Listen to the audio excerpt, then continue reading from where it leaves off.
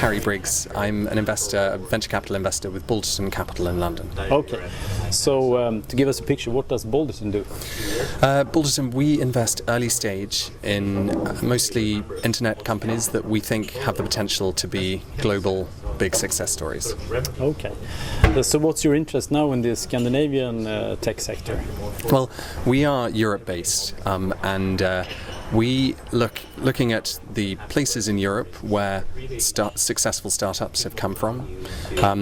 Scandinavia, and particularly I think Stockholm and Helsinki, to a lesser degree probably also Copenhagen and Oslo, and perhaps Tallinn as well. They've all been places where a disproportionate number of successful startups have emerged. I think there's a number of potential reasons for that. I think there are some great engineering schools here. I think there's an ecosystem developing where a significant number of people have started businesses and been successful and are now mentors to other entrepreneurs in the region. I think, unlike in London, where there are also some good engineers, there isn't such a big financial sector pulling the top engineers away from startups as there is in London. And I think that the Scandinavian mentality, personality type lends itself well to entrepreneurialism. I think people here they're very honest, they're very hardworking, they tend to have big visions, they tend to want to change the world, and that's the kind of people that we like working with. So you said internet companies. Do you have a B2C perspective, fast growth like Spotify or TikTok, or what are you looking for specifically? If I'm a startup, if I want to find out if I'm a good match for Balderton, what are you looking for as a company first? Well, we invest broadly actually, from B2C businesses to B2B software businesses. The only common element, I guess, would be that they're all companies that we think can scale quickly, can go global, and can be, the leader in their field in a big market. So, for example, you mentioned TikTok. We invested very early stage in TikTok before they launched. Congratulations! Thank you. When I first met Carl, the entrepreneur there, I was very impressed both by the vision that he painted of changing e-commerce so that it wasn't just about creating a shop and leaving you to do all the work. It was actually, let's help you get customers.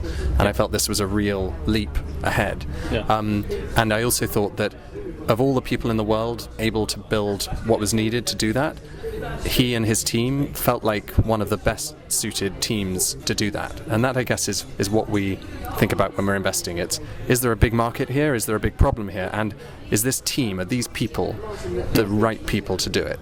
How do you screen the team? I mean, this is of course a bit of a trade secret, but what's your take on that? How do you look at the team's ability to achieve its goals? I wouldn't say it's a trade secret. I'd say that we fumble and we don't know and we get it wrong a lot. But I think all of us, you likewise, would have an innate sense of when people are unusually gifted. I think the best entrepreneurs are often quite eccentric people. They're often people that have really focused deeply on an area, and to a degree that others might think was a bit strange. A bit extreme. A bit extreme, exactly. Because I think to be the best at what you do and to be really, you need to be incredibly passionate about it, and you need to be kind of way off the scale of normal in some dimension. But that said, it's very hard to find common characteristics of entrepreneurs because they tend to be mavericks, they tend to be rebels, they tend to not fit into a box. But I guess some of the common characteristics would be that with many exceptions to all of them, they do tend to be very smart, they do tend to be very determined, very hardworking, very passionate about what they do, and hopefully people that can lead a team. Because it's one thing to have an inventor who can come up with a great idea. It's another thing to have someone who can also take that and build a business and stay... To pull the team together. Exactly. Yeah. Okay, so what are you seeing now if you look at the trends? You've been here at Sting Day, so what are your hopes for this day?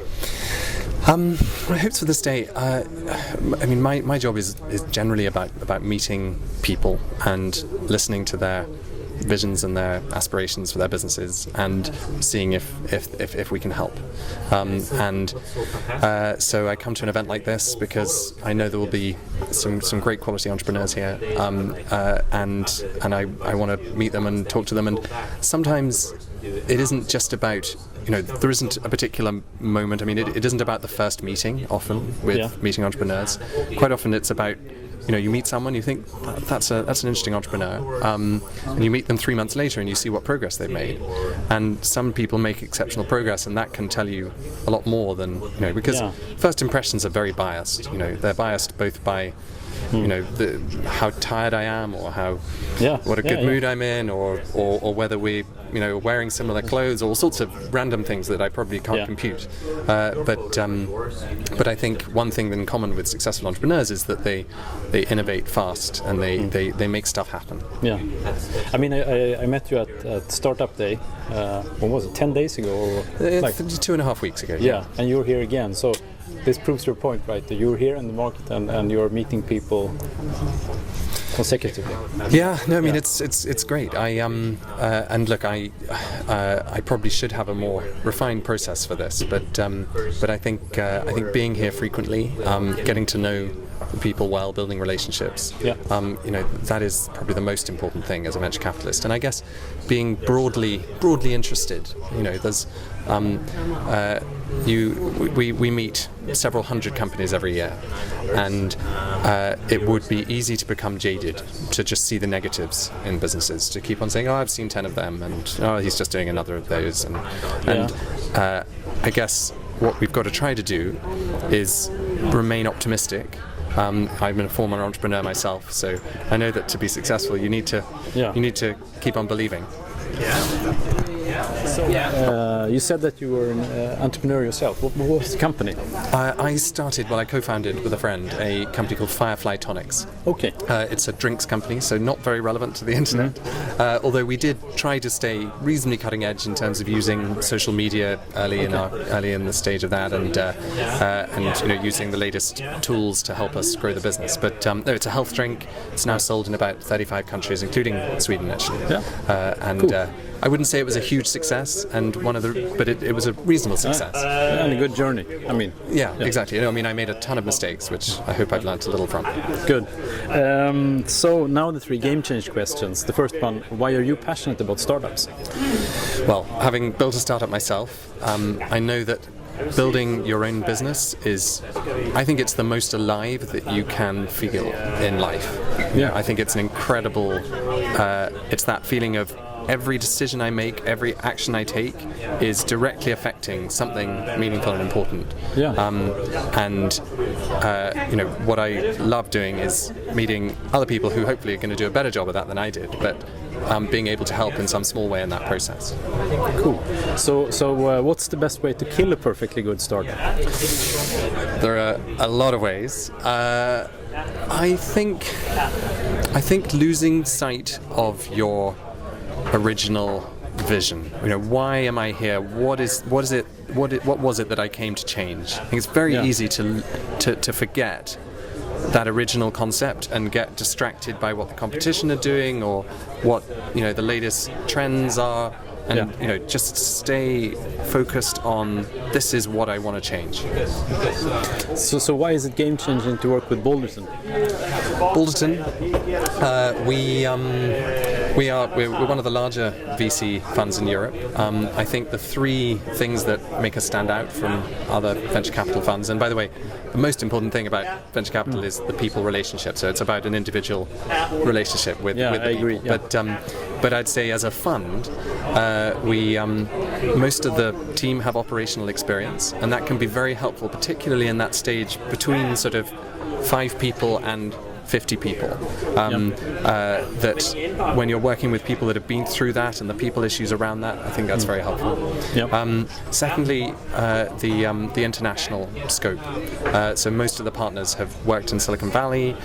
We've taken about 20 companies, maybe more than that, 25 even, companies from Europe to sort of more global, and many of them have moved their offices to the US, for example. Done that many times. So the operational experience, the international scope, and I guess the other thing is, our brand and the fact that we're one of the leading international VCs, and that sort of credibility and network that we have is valuable. So how do I get in touch, and at what stage of my startup do I get in touch with you? I would say, when you feel ready. I mean, that sounds very vague, but I guess ready for us is when there's something exceptional about what you're doing. Now, it might be that there's something exceptional about you, and in the same way that with Ticktail, they bootstrapped for 6 months. They got to a kind of demo of their product. It wasn't really a working product, but it was enough for us to see, there's something really different here, and this team have got the right credibility to do it. So that was the right stage for them. For other companies, it might be a little further along. It might be, I'm going to build my product. I'm going to get it launched. So I've got a few early metrics, so I can sort of see that it's going well. I would say the other way to look at it is, when do you need the money to accelerate rather than to find your way? That's a good definition. Yeah, so because I think if you're still figuring out what you're doing, then venture capital is probably not quite right for you. I think the time when venture capital is right is like, I've more or less figured it out. Obviously, you're always learning, you're always changing what you're doing. Yeah. But I've more or less figured out what I'm doing, and now I need some fuel and some support to take it big and scale rapidly. And that can be very early in a company. It can take a couple of years to get to that point. But I'm always open to talk to new people who've got big ambitions. Great. Thank you so much for your time. Thank you.